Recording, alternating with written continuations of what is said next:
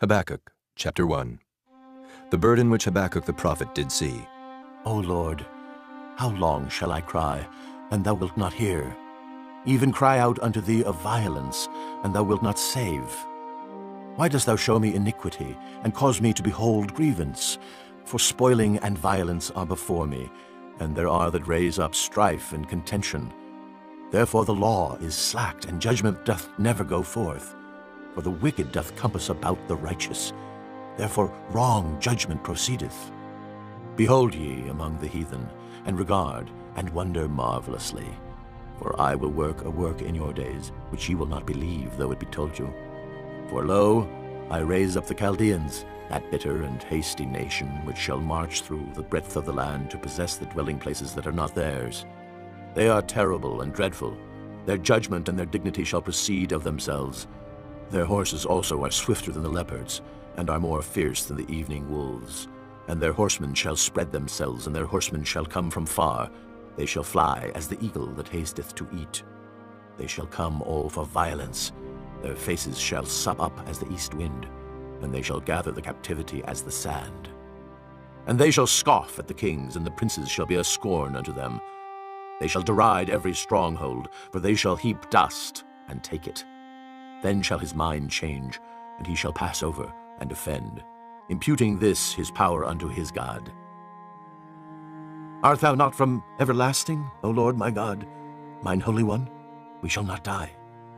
O Lord, thou hast ordained them for judgment, and, O mighty God, thou hast established them for correction. Thou art of purer eyes than to behold evil, and canst not look on iniquity. Wherefore lookest thou upon them that deal treacherously, and holdest thy tongue, when the wicked devoureth the man that is more righteous than he?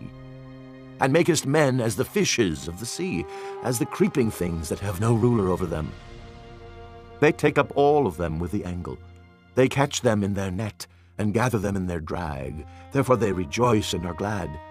Therefore they sacrifice unto their net, and burn incense unto their drag, because by them their portion is fat, and their meat plenteous. Shall they therefore empty their net, and not spare continually to slay the nations? Chapter 2. I will stand upon my watch, and set me upon the tower, and will watch to see what he will say unto me, and what I shall answer when I am reproved. And the Lord answered me, and said, Write the vision, and make it plain upon tables, that he may run that readeth it. For the vision is yet for an appointed time, but at the end it shall speak, and not lie. Though it tarry, wait for it, because it will surely come, it will not tarry. Behold, his soul which is lifted up is not upright in him, but the just shall live by his faith. Yea, also because he transgresseth by wine, he is a proud man, neither keepeth at home, who enlargeth his desire as hell, and is as death, and cannot be satisfied, but gathereth unto him all nations, and heapeth unto him all people. Shall not all these take up a parable against him, and a taunting proverb against him, and say, Woe to him that increaseth that which is not his! How long? And to him that ladeth himself with thick clay. Shall they not rise up suddenly that shall bite thee, and awake that shall vex thee, and thou shalt be for booties unto them? Because thou hast spoiled many nations, all the remnant of the people shall spoil thee, because of men's blood, and for the violence of the land, of the city, and of all that dwell therein.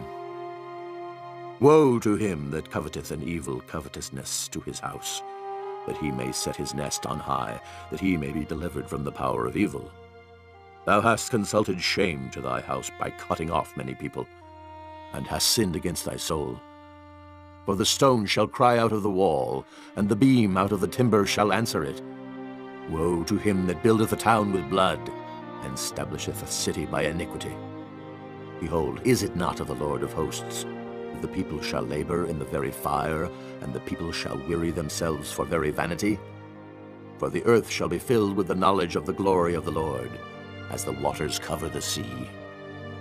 Woe unto him that giveth his neighbor drink, that puttest thy bottle to him, and makest him drunken also, that thou mayest look on their nakedness. Thou art filled with shame for glory. Drink thou also, and let thy foreskin be uncovered. The cup of the Lord's right hand shall be turned unto thee, and shameful spewing shall be on thy glory. For the violence of Lebanon shall cover thee, and the spoil of beasts, which made them afraid, because of men's blood, and for the violence of the land, of the city, and of all that dwell therein. What profiteth the graven image that the maker thereof hath graven it? The molten image, and a teacher of lies, that the maker of his work trusteth therein to make dumb idols? Woe unto him that saith to the wood, Awake! To the dumb stone, Arise, it shall teach. Behold, it is laid over with gold and silver, and there is no breath at all in the midst of it. But the Lord is in his holy temple. Let all the earth keep silence before him. Chapter 3. A prayer of Habakkuk, the prophet, upon Shigionoth. O Lord, I have heard thy speech and was afraid. O Lord, revive thy work in the midst of the years. In the midst of the years make known. In wrath remember mercy. God came from Teman, and the Holy One from Mount Paran, Selah. His glory covered the heavens, and the earth was full of his praise. And his brightness was as the light. He had horns coming out of his hand, and there was the hiding of his power. Before him went the pestilence, and burning coals went forth at his feet. He stood and measured the earth. He beheld and drove asunder the nations, and the everlasting mountains were scattered. The perpetual hills did bow. His ways are everlasting. I saw the tents of Cushan in affliction, and the curtains of the land of Midian did tremble. Was the Lord displeased against the rivers? Was thine anger against the rivers? Was thy wrath against the sea, that thou didst ride upon thine horses and thy chariots of salvation? Thy bow was made quite naked, according to the oaths of the tribes, even thy word. Selah.